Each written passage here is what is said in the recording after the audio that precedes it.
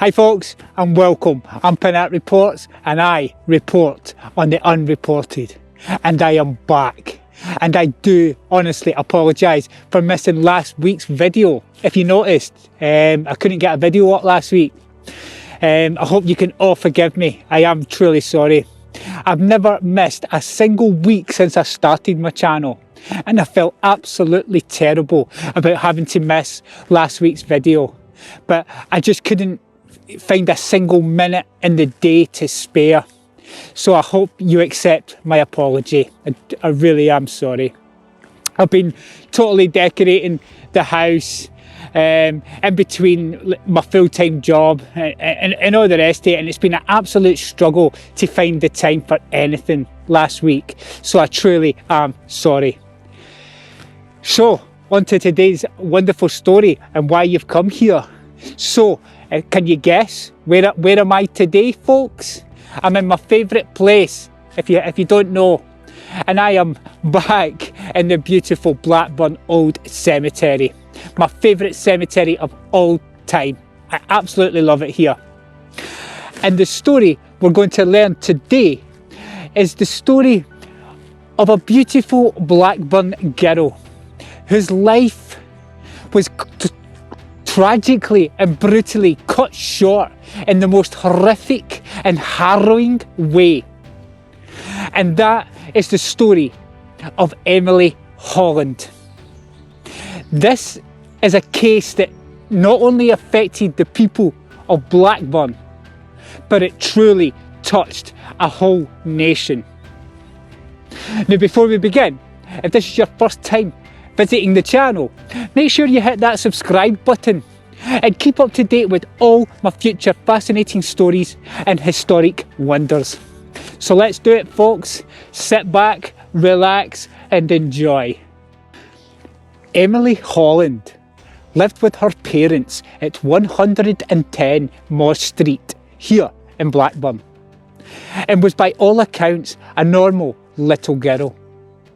She attended the local St Alban's school, and her father, James Holland, worked as a mechanic, whilst her mother, Elizabeth Holland, remained at home caring for the children. Emily had many friends, all her own age, and she was well known in the neighbourhood. She was also a kind young girl, always willing to run errands for her parents. And it was this that ultimately led to her death. In March of 1876, 7-year-old Emily Holland set off from home when her school finished at 4:30 p.m. Her home was approximately 400 yards from St Alban's school. Little Emily did not return home, and she was never seen alive again. This is her story. On Tuesday, the 28th of March in 1876, 7-year-old Emily Holland had dressed in her Sunday best to come here at St Alban's Roman Catholic School, where there was a government inspector coming to test the pupils here.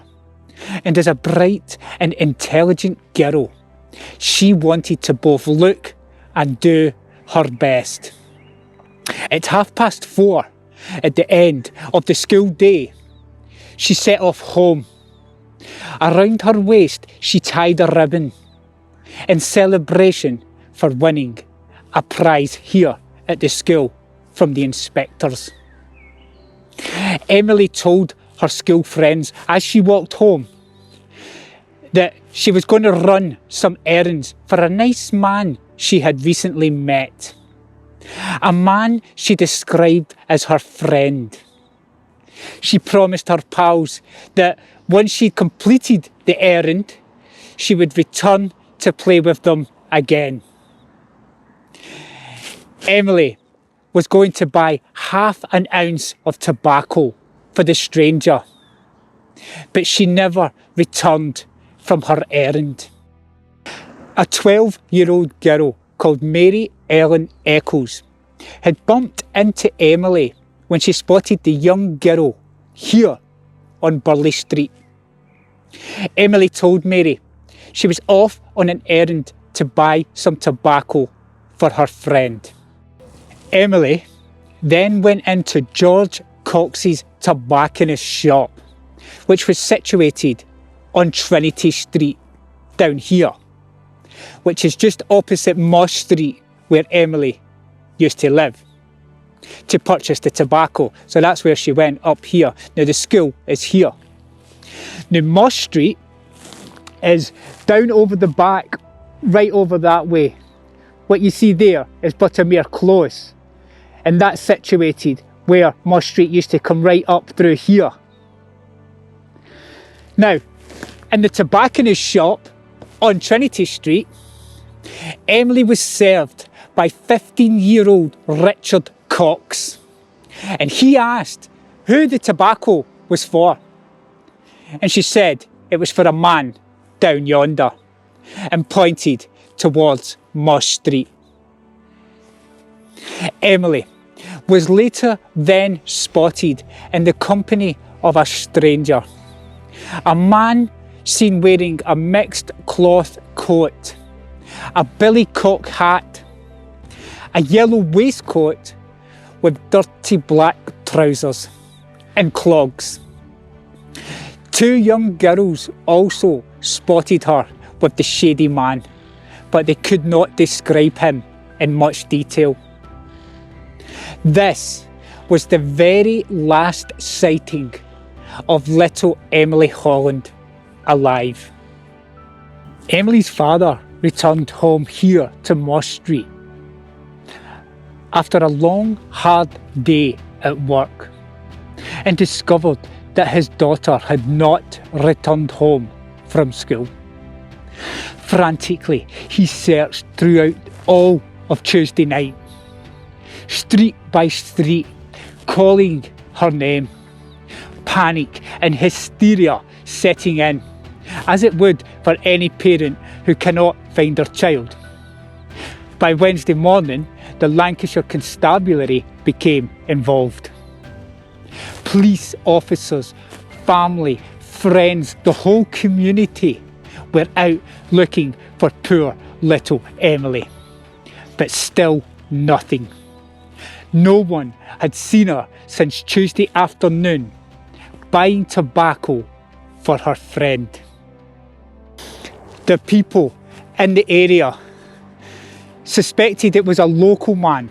It must have been, because Emily was an intelligent child who would not have gone off with a stranger. Now, all of this activity, all the searches, did not bring anyone closer to finding Emily, until a gruesome find on Thursday morning, which indicated her likely fate. It was Thursday, the 30th of March, shortly before 12 o'clock, when a Mrs. Alice White went to investigate after she was notified by a local child about a parcel lying in a field at the end of Bastwell Terrace, which is just off Whalley Road up there behind me.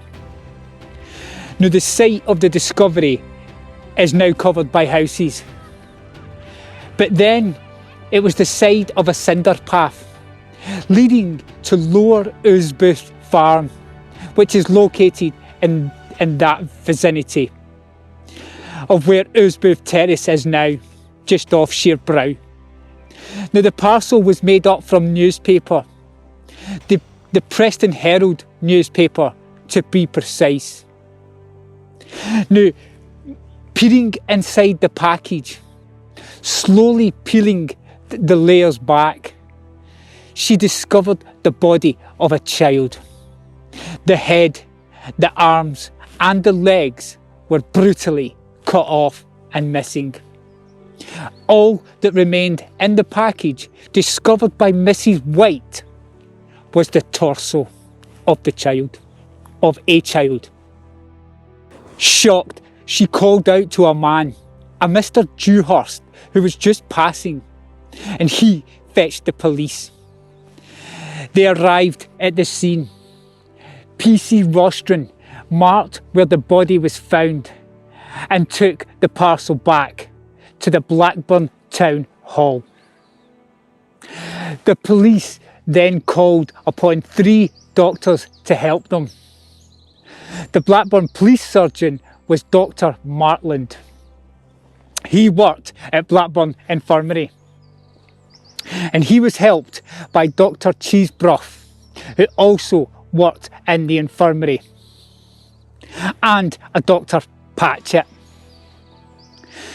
Now, the work of these 3 doctors, these 3 men, was to be instrumental in catching this murderer.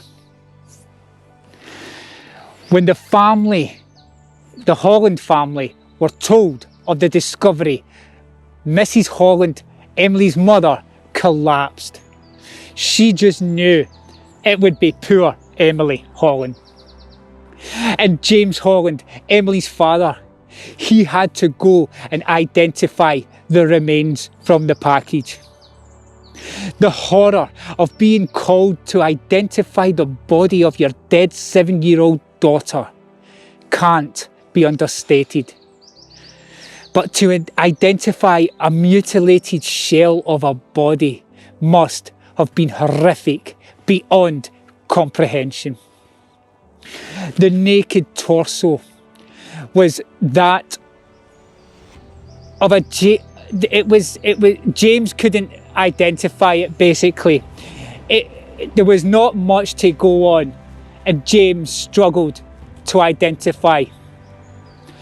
Now, the identity of the body was confirmed by Emily's auntie, her auntie. Because of the child's bath time, her auntie had noticed a white birthmark on her back. And this birthmark was on the torso. The auntie also told the police that she had given Emily a piece of fig pie. And the autopsy performed by the 3 doctors confirmed the presence of figs in the child's stomach. Now, the autopsy concluded that she must have died before 6 o'clock. And they also tragically discovered that the poor little child had been subjected to a violent sexual assault. The townspeople of Blackburn were horrified by the discovery, and the search began for the missing body parts. On Saturday the 1st of April, the legs of the missing girl were discovered by a Richard Fairclough in a culvert, just like this one here at Lower Cunliffe. Now, Lower Cunliffe is just outside of Blackburn, heading towards Riston. And a culvert is where water goes through a tunnel underneath a road, just like this one here. And just like the torso, the package that was found with the legs, they were also wrapped in a copy of the Preston Herald newspaper. But this time, the murderer had made more of an effort to hide them this far away from the centre of Blackburn. Now, the other connecting piece of evidence was that both packages wrapped in the Preston Herald newspaper were from consecutive numbered copies of the paper, so in order. This confirming the link between the 2 body parts found. The next day, Sunday the 2nd of April, thousands of people from the town set out in search for the rest of the body. But the head and the arms remained undiscovered. Reward money totalling £300 was offered for finding the rest of the body. Now, this would be a hell of a lot of money back then. Now, the children in the street back when Emily went missing, who included Emily's cousin, they told the police that when Emily disappeared, she had been sent on an errand to buy tobacco for a man who offered her £1 if she did it. Perhaps as a sign of the police's desperation, they even arrested George Cox, the owner of the tobacconists, the tobacco shop back on Burley Street, even though he was nowhere near the scene when Emily had disappeared. The police, getting even more desperate, tracked down a man also seen in the street at the time Emily disappeared. He was a Mr. Taylor. He was just a vagrant tramp, a beggar. However, many people didn't believe that a tramp would be responsible, saying that a tramp would never keep copies of a newspaper, and most certainly not consecutive copies of recent newspapers. But Mr. Taylor was arrested anyway. He was arrested along with 11 other men. Now, while the 11 other men were soon released, Mr. Taylor was not, and would soon become suspect number one. Now, the breakthrough in the case came from the forensically minded Dr. Markland. He noticed that Emily's body was dirty, and also that hairs were sticking to the body. On closer examination, the hairs were seen to be of varying length and colour. In addition, some of the hairs were very short and turned out to be men's moustache and beard hairs. He concluded that perhaps the murder was not committed by a tramp after all, and that the body must have been dismembered on the floor of a barber's shop. So the murder suspect was now a barber. This new evidence led police to searching all of the barber shops in Blackburn, all of them. Nothing was found. But the police's suspicions were now focused on the two local men, Dennis Whitehead, whose shop was here on Burley Street, close to the junction where Moss Street used to come out, just right here, and another gentleman called William Fish, whose shop was at number 3 Moss Street, just over here. Now, Emily would have walked past William Fish's barber shop on her way home from school, and this is her school right here. So she would have come out here, walked along here to Moss Street, past William Fish's shop. Now, the police weren't the only people to suspect William Fish. For whatever reasons, local people also suspected him. And when a rumour spread that the child's head was in Fish's shop, a crowd of 1,000 people gathered outside the street right here.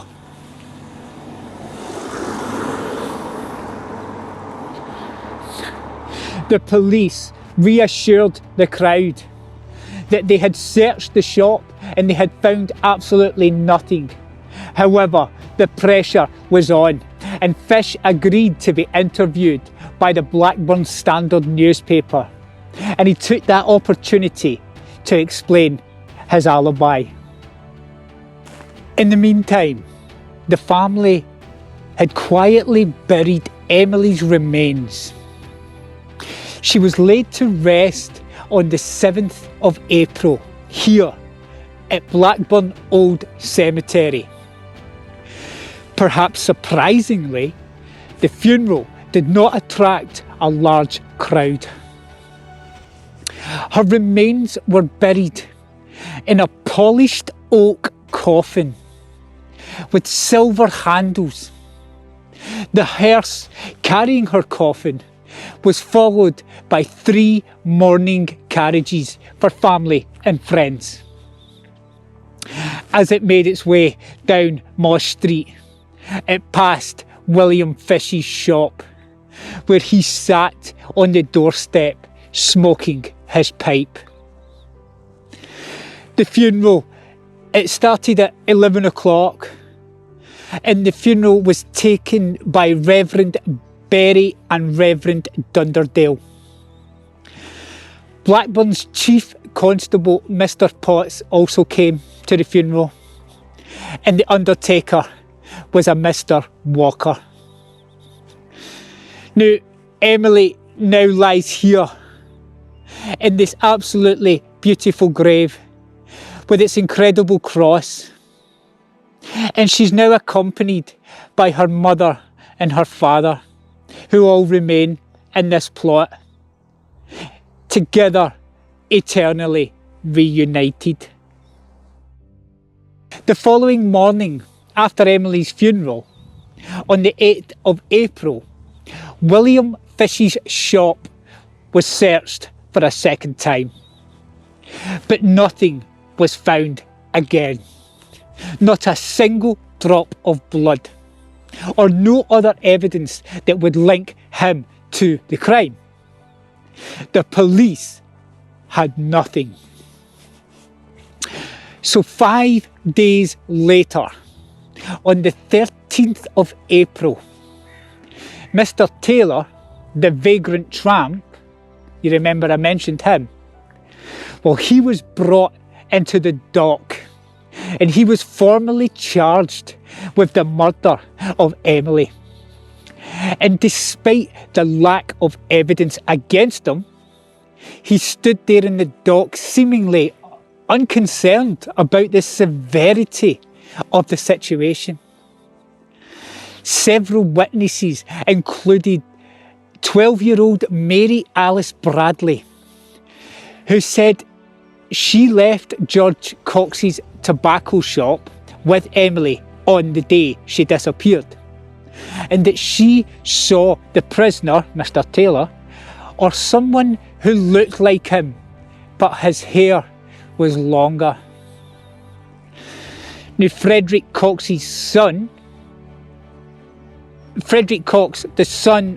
of George Cox, so Frederick, he also said he saw the prisoner, Mr. Taylor, begging on Burleigh Street on the 28th of March.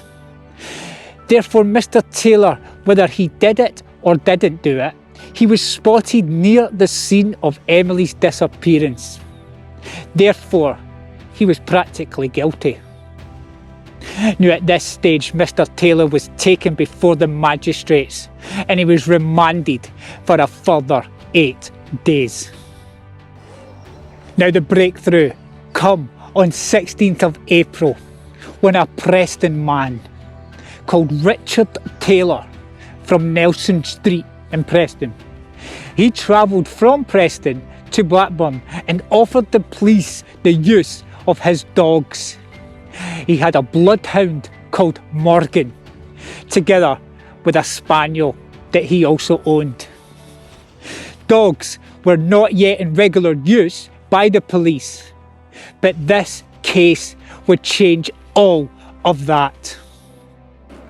I'm back on Burleigh Street, and the school, St Alban's, is across there, and Moss Street, where Emily lived, was once here. So to give you a bearing of where I'm actually stood,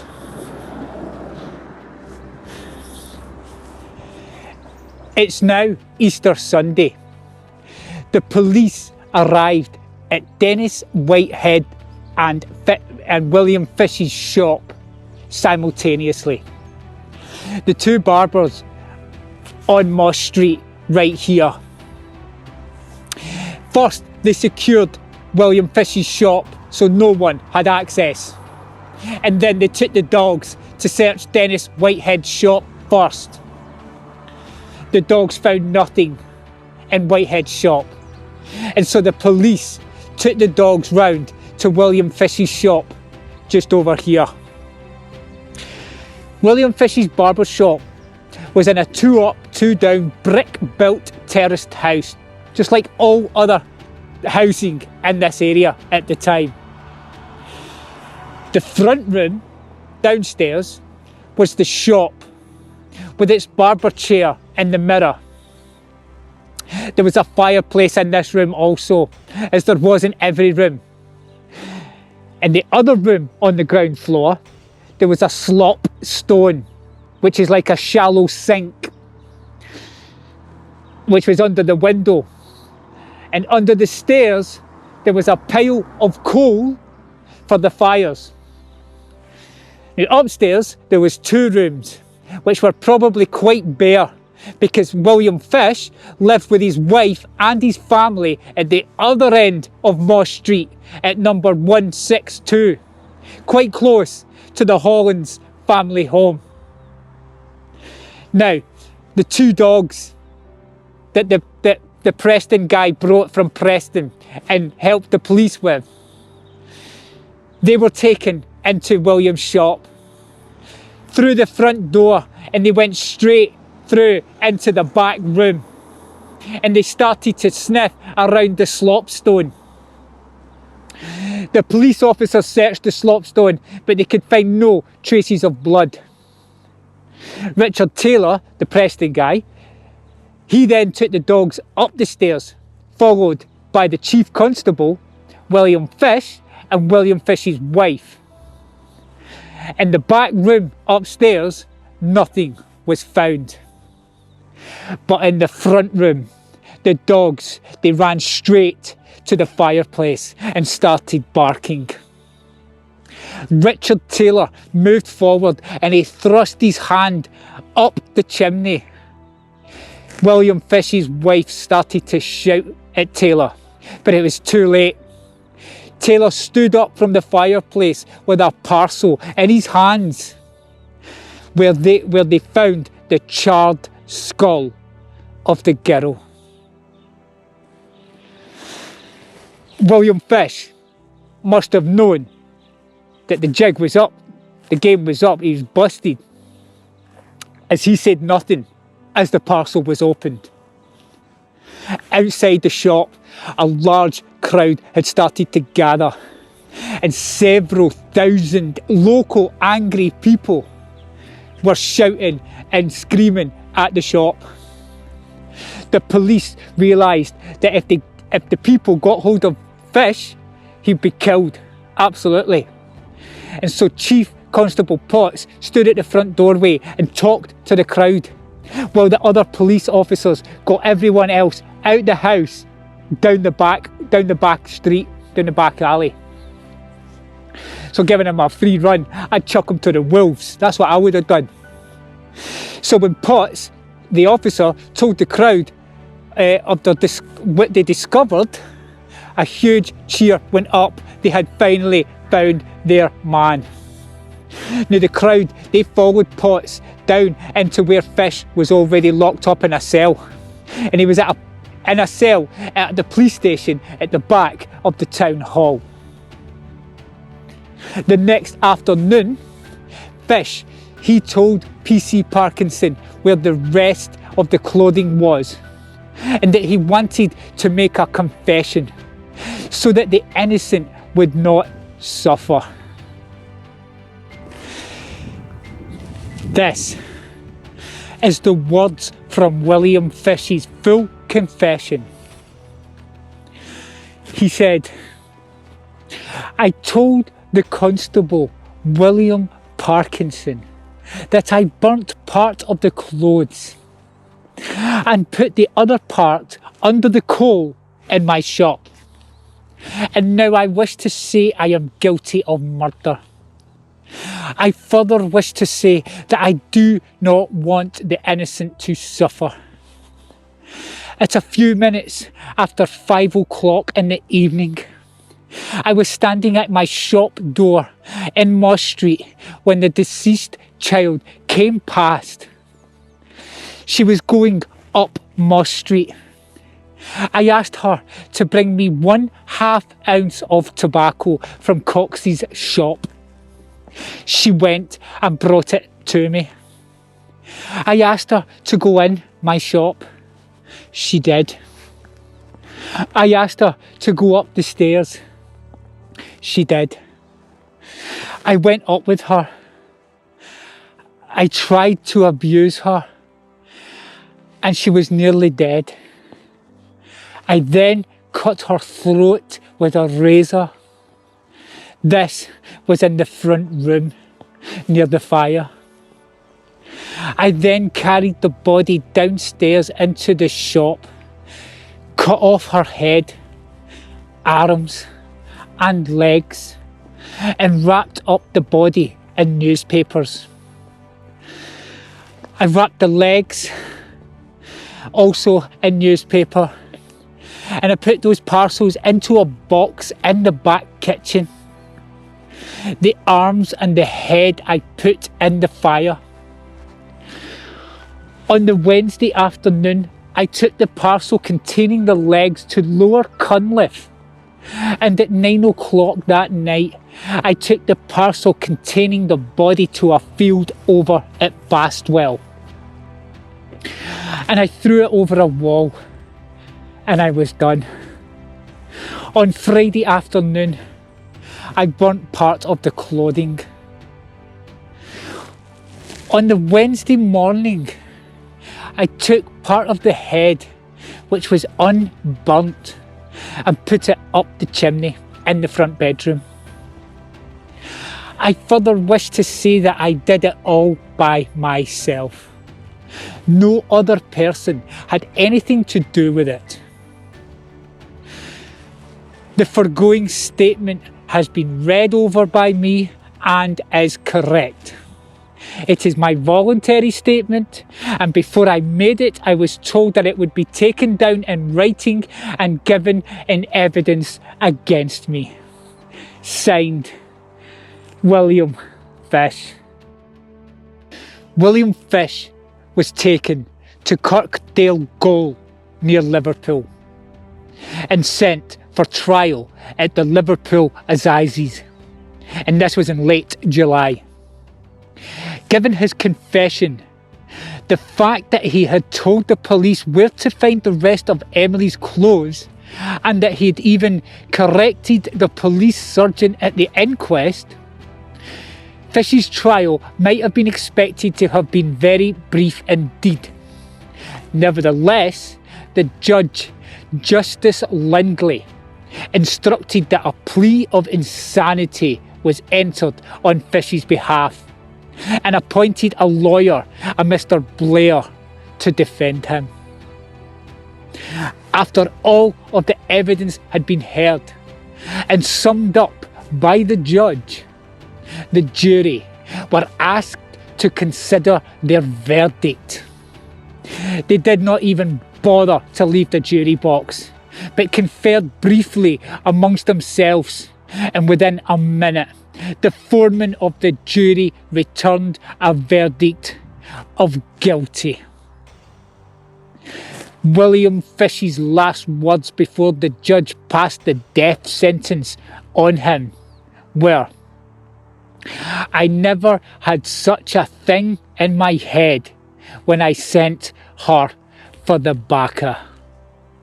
So he didn't intend, he's trying to say he didn't intend to do this when he sent her for the tobacco. But he did.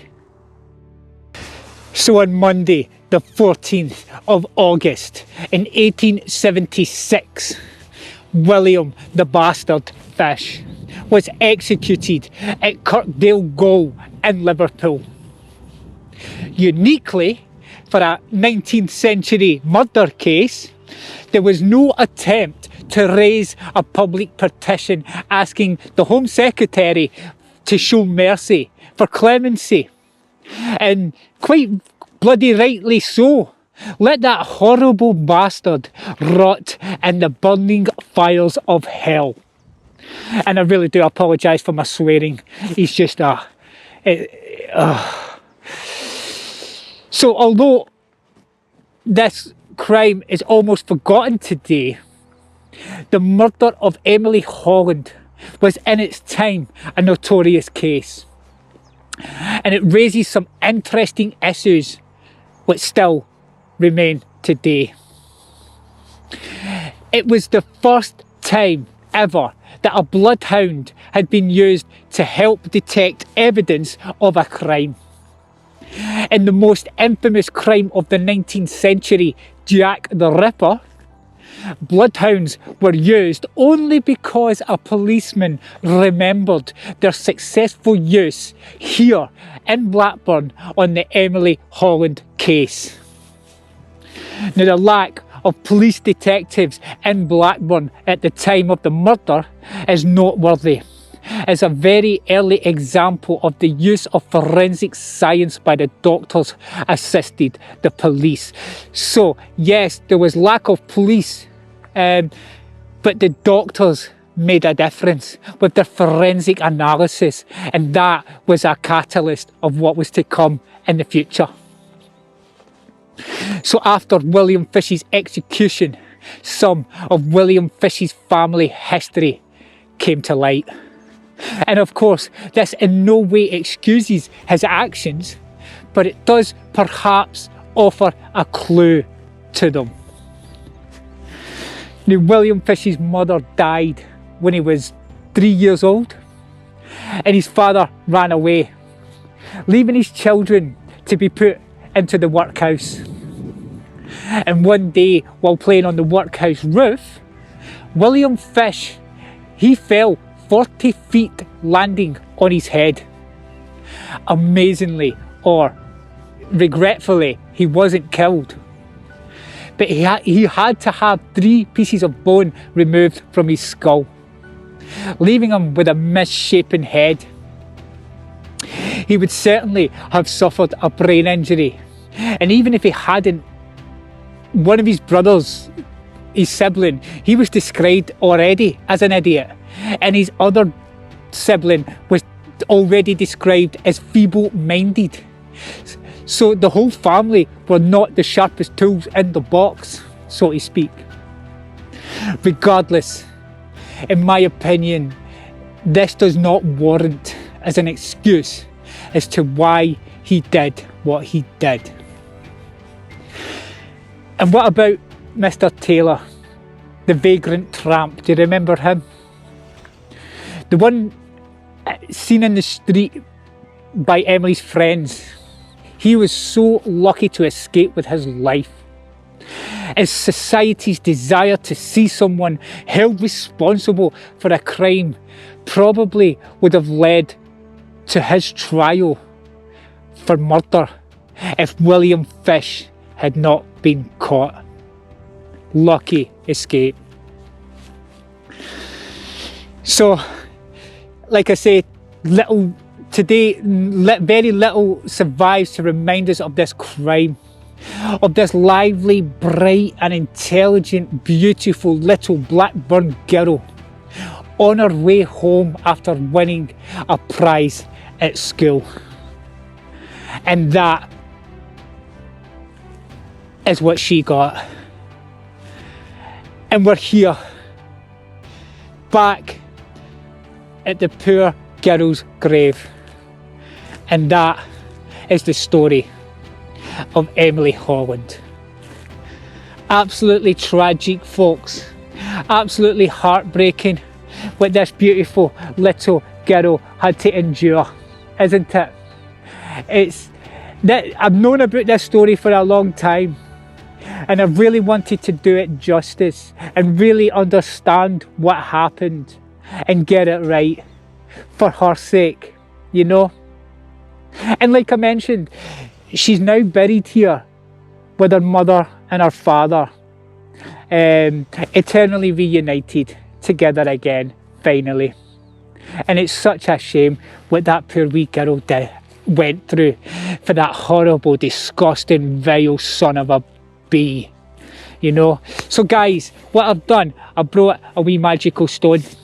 I brought a magical stone for Emily, and I'm going to leave it on her grave, right guys? So let me just stick that down here. fact, I'm going to stick it there, folks, right there, okay? And that is a magical stone from us to Emily, from the Pinart Reports community to beautiful little Emily, right? And it's right there, folks.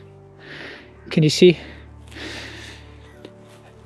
If you do want your own magical stone, by the way, just let you know that they are available to buy. I don't charge for them. I just charge for delivery because I need to post them out.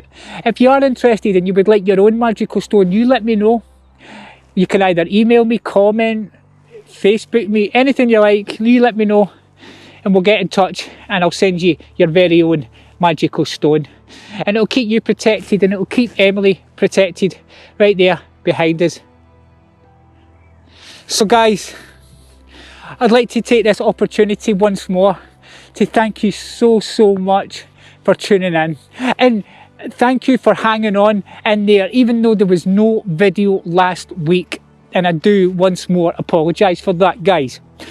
It was I was struggling for time for everything because like I work full time as well, and then I had to do the decorating and all that, you know. So thank you so much, guys.